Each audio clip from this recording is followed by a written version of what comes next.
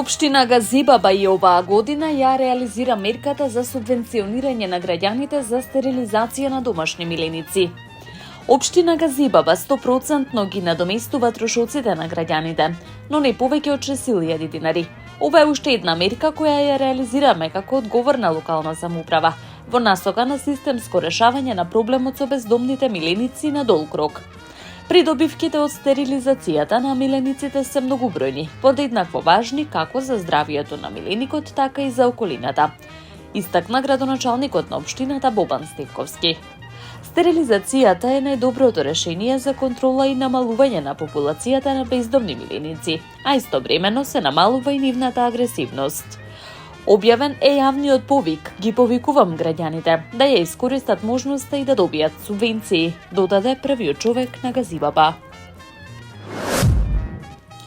Градоначалникот на општина Газибаба Бобан Стевковски вчера вечер на покана на министерот Шабан Салиу, заедно со премиерот Христијан Мицкоски, присуствуваа на свечената академија по повод одбележувањето на 8 април, меѓународниот ден на ромите.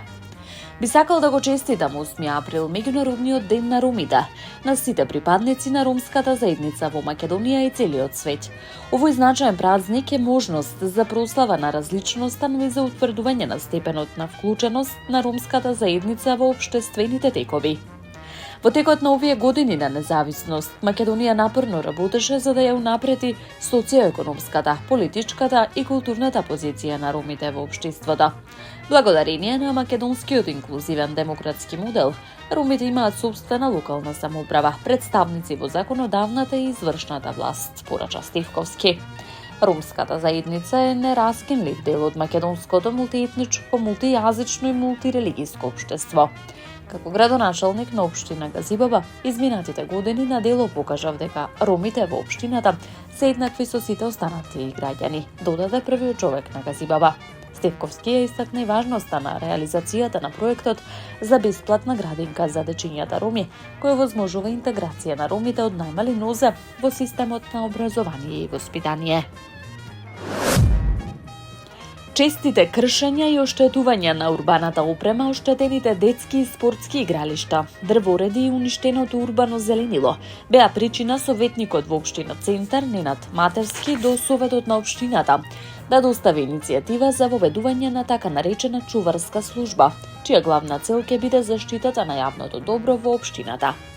Оваа предлог иницијатива произлегува од континуираната потреба за подобрување на квалитетот на животот и безбедноста на жителите на општина Центар. Имајќи го предвид постоечкиот недостаток на доволен број полициски службеници и општински инспектори, сметам дека формирањето на една ваква мобилна служба, која ќе ги покрива сите 17 урбани заедници, ќе представува значаен чекор напред во заштитата на јавното добро, истакнува советникот Матерски. Во рамки на ингеренциите на чуварската служба ќе бидат надзорот и заштитата на урбаната опрема, детските игралишта, клупите, картите за отпадоци и спортските реквизити и останатата опрема. Службата ќе се грижи и за зелените површини и општинското урбано зеленило. Ќе биде на терен и доколку забележи отредени сомнителни активности, ќе биде задолжена веднаш да го информира општинскиот инспекторат и подрачната полициска станица на МВР, додава во образложението советникот Матерски. Општина Кисела Вода прави сериозни чекори во насока на енергетска ефикасност, заштита на животната средина и модернизација на образовните установи. Во рамки на проектот за поставување на фотоволтаични системи во сите основни училишта, веќе се инсталирани он-грид панели со капацитет до 20 киловати во 4 училишта. Општинското основно училиште Кирил Печиновиќ, основното училиште Партенија Зографски, основното училиште Кузман Јосифовски Пито и основното училиште Круме Кепески. Како што информира градоначалникот на Кисела Вода Урце Ѓорѓиевски, активностите продолжуваат со засилено темпо, со цел до средината на месец мај сите основни училишта во општината да бидат целосно опремени со сопствени фотоволтаици, што ќе ги направи енергетски ефикасни и финансиски одржливи институции. Сите училишта во Киселавода добиваат фотоволтаици. Продолжуваме со унапредување на енергетската ефикасност и одржлив развој во училиштата во нашата општина, истакна Ѓорѓиевски. Со поставувањето на овие фотоволтаици, училиштата ќе генерираат сопствена електрична енергија, што ќе значи и значителна заштеда на финансиски средства, кои досега се трошеа за сметки за струја. Овие средства отсега ќе се користат за подобрување на условите за настава и подобрување на целиот воспитно-образовен процес. Покрај тоа што директно се намалуваат трошоците, овој проект според општина Киселавода има и еколошка димензија, бидејќи се намалува зависноста од фосилни горива и се придонесува за чиста и здрава животна средина. Комплексот Македонско село повторно ќе стане центар на културата, автентичната архитектура и македонската традиција. Наскоро ќе се врати на туристичката и културната мапа на Македонија.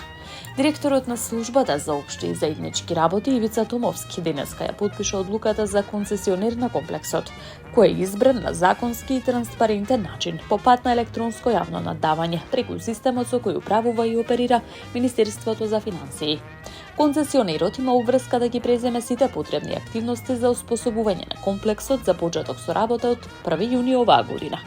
После години на затворање и уништување на се што представува културно наследство, идентитет и историја, конечно започнуваме ново поглавје. Комплексот Македонско село не функционира речиси 7 години, откако претходните концесионери се повлекоа поради финансиски загуби.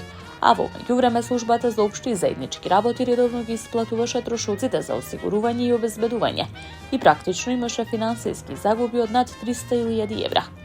Со изборот на концесионер правиме сериозен чекор кон враќање на животот во еден уникатен простор, кој ќе биде отворен за сите граѓани, туристи и љубители на традицијата, се наведува во соопштенијата од службата за општи и заеднички работи. Комплексот Македонско село, кој се наоѓа на падините на Водно, близу до селото Нерези, се состои од 12 автентични куќи, со простории каде се представени македонските занаати, делови се користат како хотелски соби, а некои имаат и ресторански дел. Таму е Скопје, град мој љубав лише, што ми расуте сни. Вечно ке ја сакам во